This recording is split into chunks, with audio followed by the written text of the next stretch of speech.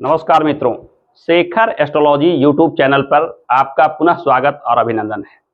आज हम चर्चा लेकर आए हैं जन्म कुंडली में बनने वाले एक खास योग के बारे में। यह योग बुद्धादित्य योग के नाम से जाना जाता है। जैसा कि नाम से ही स्पष्ट है, बुद्ध और आदित्य यानी भगवान सूर्य और बुद्ध के संयोग से यह योग बनता है। ज्योतिष शास्त्र में कहा गया है कि सूर्य मान प्रतिष्ठा पद एवं समाज में इज्जत दिलाने का काम करते हैं। सूर्य आत्मविश्वास के कारक ग्रह माने जाते हैं। साथ ही साथ सामाजिक प्रतिष्ठा हो, पद हो या किसी भी जगह पे जो नाम होता है, इन सारे चीजों के कारक होते हैं सूर्य। सूर्य का शुभ होना, सूर्य का शुभ प्रभाव देना जीवन में पद प्रतिष्ठा और प्रसिद्धि विशेष रूप से दिलाता है। ठीक उसी प्रकार बुद्ध भी एक कारक ग्रह माने जाते हैं, क्योंकि बुद्ध को वाणी, विद्या, बुद्धि, विवेक के कारक ग्रह के रूप में माना जाता है। और बुद्ध यदि शुभ फल दे रहे हो तो व्यक्ति में विशेष बुद्धिमत्ता होता है। यह बुद्धिमत्ता ज्ञान की बुद्धिमत्ता न होकर एक बुद्धिमानी का स्थिति होता है, यानी बुद्धि का तेज होना। कम पढ़े लिखे लोगों में भी बुद्धिमत्ता हो सकती है।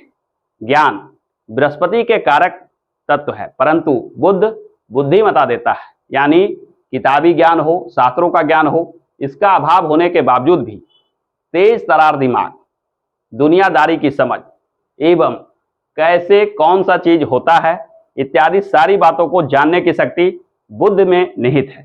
यानी बुद्ध का शुभ प्रभाव में आना बुद्धिमत्ता तेज कर देता है। यहाँ सूर्य जो पद प्रतिष्ठा दिलाने के कारक ग्रह हैं और बुद्ध जो बुद्धिमत्ता देने वाले ग्रह, ये दोनों का संयोग हो जाने से जीवन में बुद्धि के बल पे अपार प्रसिद्धि प्राप्त करते हैं। यह बुद्धादित्य योग न केवल पद प्रतिष्ठा और प्रसिद्धि दिलाता है, बल्कि जीवन में पद प्रतिष्ठा और प्रसिद्धि के चलते अनेक प्रकार के लाभ प्राप्त होते हैं। आर्थिक लाभ हो, भौतिक सुख सुविधा हो या किसी समाज में आपका नाम हो, इत्यादि सारी चीजों को देने में सक्षम है यह बुद्धादित्य योग। बुद्धादित्य योग यदि आपके कुंडली में बन रहा है तो यह निश्चित मानिए कि जीवन में यह एक वरदान की तरह है। आइए जानते हैं कि जन्म कुंडली में बुद्धादित्य का निर्माण कैसे होता है एवं किन भावों में बुद्धादित्य का निर्माण होने पर पूर्ण फल प्राप्त होते हैं, यानी कि बुद्धादित्य योग कब पूर्णतः आपको फल देते हैं, जिससे इससे जुड़े जो लाभ बताए जा रहे हैं वह आपको निश्चित रूप से प्राप्त होता है।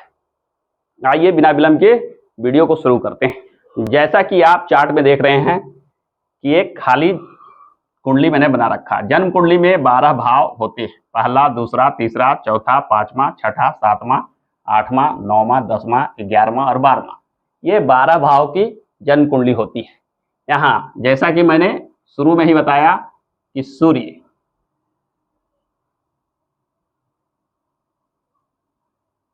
और बुध,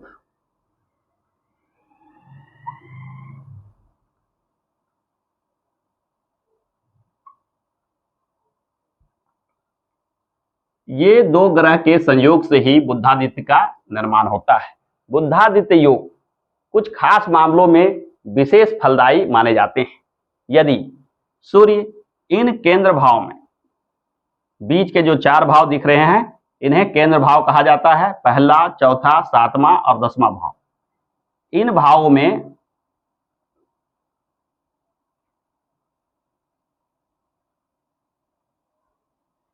यदि सूर्य की राशि हो, इन भाव में यदि सूर्य की राशि विराजमान हो जाए तो सूर्य पूर्णतः बली हो जाते हैं। जन्म कुंडली में केंद्र भाव यानी पहला, चौथा, सातवां, 10वां भाव को शुभ भाव माना जाता है। साथ ही साथ 9वां भाव और क्षमा कीजिएगा 5वां भाव और 9वां भाव, ये दोनों भाव को भी केंद्र त्रिकोण की संज्ञा दी जाती है, इन्हें भी शुभ भाव माना जाता है। यदि सूर्य इन भावों में किसी भाव के स्वामी हो, कब स्वामी होंगे? जब सूर्य की राशि इन भावों में कहीं विराजित हो।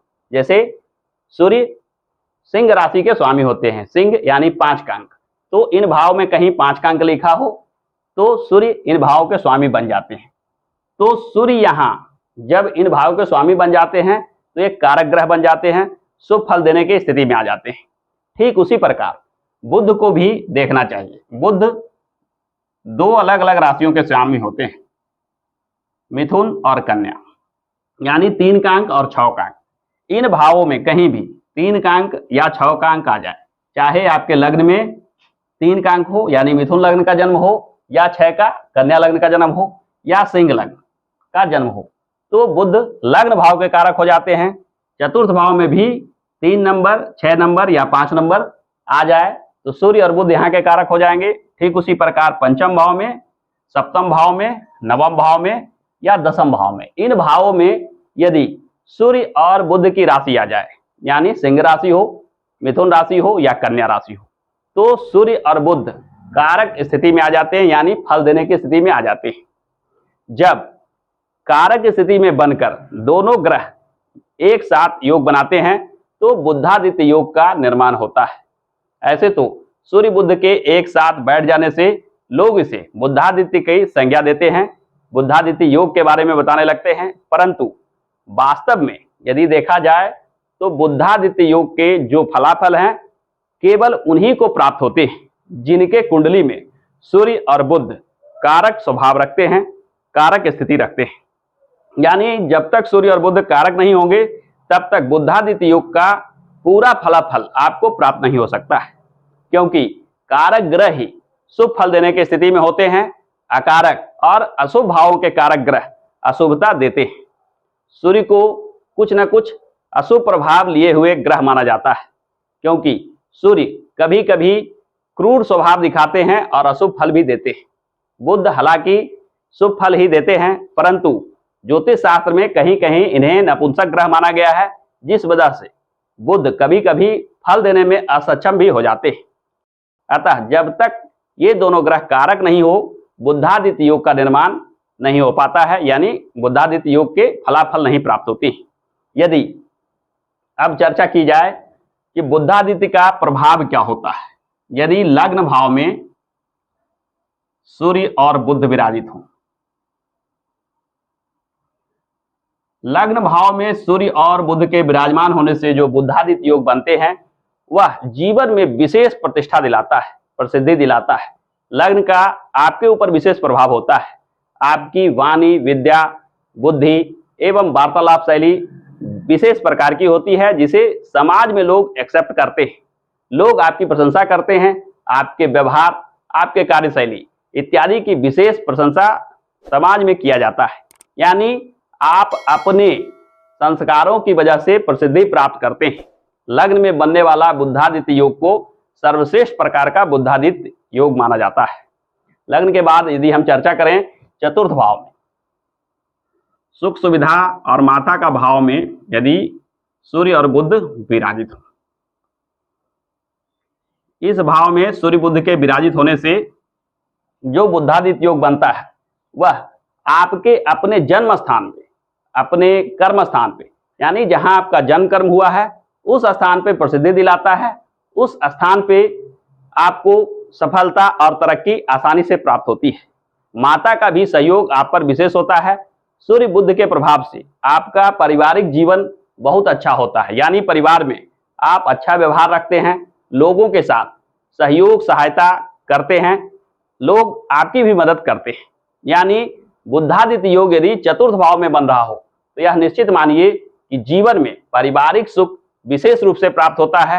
आप अपने जन्म स्थान में ही विशेष सफलता, तरक्की, उन्नति प्राप्त करते हैं। चतुर्थ भाव के बाद यदि हम चर्चा करें सप्तम भाव में बनने वाले बुधादित्य योग के बारे में, जैसा कि कुंडली में देख रहे हैं कि यह सप्तम भाव है, यहां सूर्य और बुध विराजित हो।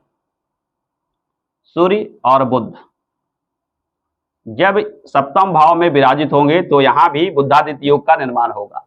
सप्तम भाव विवाह संबंधित भाव है, दैनिक रोजगार का भाव है। इन दोनों क्षेत्रों में आप विशेष तरक्की, सफलता, उन्नति प्राप्त करते हैं। साथ ही साथ आपका नाम विशेष रूप से होता है। यह चूंकि विवाह का भाव है इसलिए इसका प्रभाव आपके ससुराल पक्ष पर भी होता है, यानी ससुराल में आपका काफी मान सम्मान मिलता है। ससुराल पक्ष के लोग आपकी इज्जत करते हैं। आपके कार्यों की चर्चा और प्रशंसा आपके ससुराल में भी विशेष रूप से होती है। साथ ही साथ दैनिक कार्य यानी प्रतिदिन के किए जाने वाले कार्यों को भी आप बेहतर ढंग से करते हैं, व्यवस्थित ढंग से करते हैं। लोग आपके कार्यों की प्रशंसा करते हैं। यानी सप्तम भाव में भी बुधादित्य योग बन जाए तो यह निश्चित मानिए कि जीवन में सफलता और तरक्की आसानी से प्राप्त होता है। केवल कुछ क्षेत्र भी बदलते हैं। बुधादित्य कहीं भी बन रहा हो अपने शुभ फल अवश्य देता है। सप्तम भाव के बाद अगर हम चर्चा करें नवम भाव, क्षमा कीजिएगा, दसम भाव की। दसम भाव में यदि बुधादित्य योग बन रहा हो, सूर्य और बुध, दसम भाव जन्म कुंडली के केंद्र भाव में सबसे बली केंद्र भाव माना जाता है। केंद्र भाव की जो गणना होती है, यहां से पहला, चौथा, सातवां, दसवां, यह भाव बली भाव होता है। इससे ज्यादा बली चतुर्थ भाव, चतुर्थ से ज्यादा सप्तम और सबसे ज्यादा दसम भाव। यानी दसम भाव का केंद्र स्थान 100% बल प्राप्त होता है। दसम भाव में बुधादित्य योग अगर बन जाए तो फिर कहना ही क्या। जीवन में रोजी रोजगार और कर्म स्थान होने की वजह से यह बुधादित्य योग जीवन में सफलता, उन्नति, तरक्की विशेष रूप से देता है। कार्य क्षेत्र में आपकी प्रसिद्धि विशेष रूप से होती है। कार्यों से विशेष धनार्जन का भी योग बनता है। जीवन में सुख, समृद्धि, संपन्नता विशेष रूप से दिखाई पड़ती है। आपके द्वारा किए गए कार्य जीवन पर्यंत आपको प्रशंसा दिलाता है। मरणोपरांत भी आपका यश, प्रतिष्ठा और कीर्ति बनी रहती है। यानी दसम भाव में बुधादित्य योग का बनना अपने आप में एक वरदान है। देवी देवताओं के आशीर्वाद से ही दसम भाव में बुधादित्य योग का निर्माण होता है, क्योंकि जन्म कुंडली में बैठने वाले ग्रह हमारे अपने हाथ में नहीं होता है। कौन सा ग्रह कहाँ अवस्थित होगा, किसके साथ योग बना सकता है, यह सारा चीज प्रभु की माया है। यानी प्रभु के आशीर्वाद से ही कोई ग्रह स्थिति और कोई योग बन सकता है। तो दसम भाव का बुधादित्य योग अपने आप में भगवान का आशीर्वाद मानना चाहिए। ऐसे व्यक्ति जहां जाते हैं यश, प्रतिष्ठा, मान, सम्मान, सुख, सुविधा, हर एक चीज को जीवन में प्राप्त करते हैं। इनके जीवन में किसी प्रकार का कोई अभाव नहीं रह जाता है। अंत में पंचम भाव और नवम भाव पर चर्चा करते हैं। पंचम भाव में सूर्य बुध का स्थित होना भी अत्यंत शुभ माना जाता है। पंचम भाव विद्या, बुद्धि, वाणी का भाव है, साथ ही साथ संतान का भाव है। तो इन क्षेत्रों से जुड़े हुए लाभ आपको विशेष रूप से दिखाई देते हैं।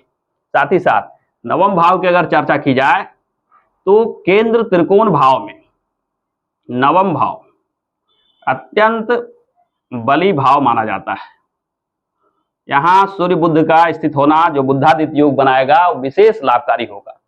केंद्र त्रिकोण भाव में पहला, पांचवा और नौवां भाव की गिनती होती है। इसमें भी ठीक वही बात है कि पहले भाव से ज्यादा बली पंचम भाव और पंचम भाव से ज्यादा बली नवम भाव। यानी सबसे बली केंद्र त्रिकोण नवम भाव को माना जाता है। इसे ही कुंडली का भाग्य भाव माना जाता है। और शास्त्रों में कहा गया है कि भाग्यम फलति सर्वतम न च विद्या न च पौरुषम। भाग्य की महत्ता सबसे ज्यादा मानी गई है। विद्या, पौरुष इत्यादि चीजों का परिणाम दूसरे नंबर पर है, जबकि भाग्य का परिणाम पहले नंबर पर है। भाग्य कभी भी असफल नहीं हो सकता है। और भाग्य भाव में सूर्य बुध का विराजमान होना यह निश्चित मानकर चलिए कि जीवन में भाग्य का पूर्ण सहयोग प्राप्त होगा। आपका भाग्य आपके पद प्रतिष्ठा से जुड़ा होता है। आपका भाग्य बुध के कारक तत्व यानी वाणी, विद्या, बुद्धि, विवेक के आधार पे चमकता है। यानी आप में विशेष वाणी, विद्या, बुद्धि होती है। आपका व्यवहार बहुत अच्छा होता है। लोग आपको व्यवहारिक मानते हैं। आपके संस्कार बहुत अच्छे होते हैं। इस वजह से नवम भाव में बुधादित्य योग का बनना जीवन में सारे प्रकार के तरक्की, सफलता, उन्नति आपको दिलाकर रहते हैं। तो जन्म कुंडली में बुधादित्य योग का बनना अपने आप में एक श्रेष्ठ स्थिति होती है। बुधादित्य योग कहीं भी बना हो कुछ ना कुछ शुभ परिणाम देते हैं। यदि चर्चा की जाए अशुभ भावों की, छठा, आठवां और 12वां, यहां बुधादित्य योग जब बनेंगे तो विशेष शुभ परिणाम नहीं देते हैं, फिर भी कुछ ना कुछ ये शुभ परिणाम देते हैं। यानी छोटे स्तर पे आपका यश, नाम, प्रतिष्ठा फैलता है। वहीं त्रिशदाय भाव यानी तीसरा, छठा और 11वां, त्रिशदाय भाव में भी बुधादित्य योग का बनना विशेष शुभ परिणाम देने वाला नहीं है, परंतु एकादश भाव में यदि बुद्धादित्य योग का निर्माण होता है तो यह लाभ भाव भी होने की वजह से आप बुद्धादित्य योग के प्रभाव से लाभान्वित होते हैं। यानी जन्म कुंडली के 12 भाव में कहीं भी बुद्धादित्य योग का निर्माण होता है तो सूर्य और बुध आपस में मिलकर योग बनाकर ये मिले जुले फल देते हैं, जिससे आप विशेष लाभान्वित होते हैं। कुछ स्थानों पे यह विशेष शुभ फल देते हैं, जबकि कुछ स्थानों पे हल्के परिणाम देते हैं, यानी हल्का शुभ फल देखने को मिलता है। कहीं भी बुद्धादित्य योग अशुभ फल नहीं दे सकता है। जन्म कुंडली में बुद्धादित्य योग को राजयोग की संज्ञा दी गई है। अतः यदि आपके जन्म कुंडली में भी बुद्धादित्य योग बन रहा है तो यह निश्चित मानिए यह देवी देवताओं का आशीर्वाद है। यदि आपके कुंडली में भी बुद्धादित्य योग का निर्माण हो रहा है और शुभ परिणाम प्राप्त करने में कमी महसूस कर रहे हैं या शुभता देखने को नहीं मिल रही है, तो आप सूर्य और बुध के विधिवत आकलन करके, यानी सूर्य बुध के बलाबल पे विचार करें, अंश बल को देखें, किस भाव के स्वामी हैं, किन भावों के कारक हैं, इन चीजों का आकलन करके विधिवत उपाय करें। यानी सूर्य के उपाय और बुध के उपाय करके इन दोनों ग्रहों के बलाबल को बढ़ा लें। फिर देखिए जीवन में सूर्य बुध से बनने वाले बुद्धादित्य योग का सुपरिणाम देखने को मिलने लगेंगे।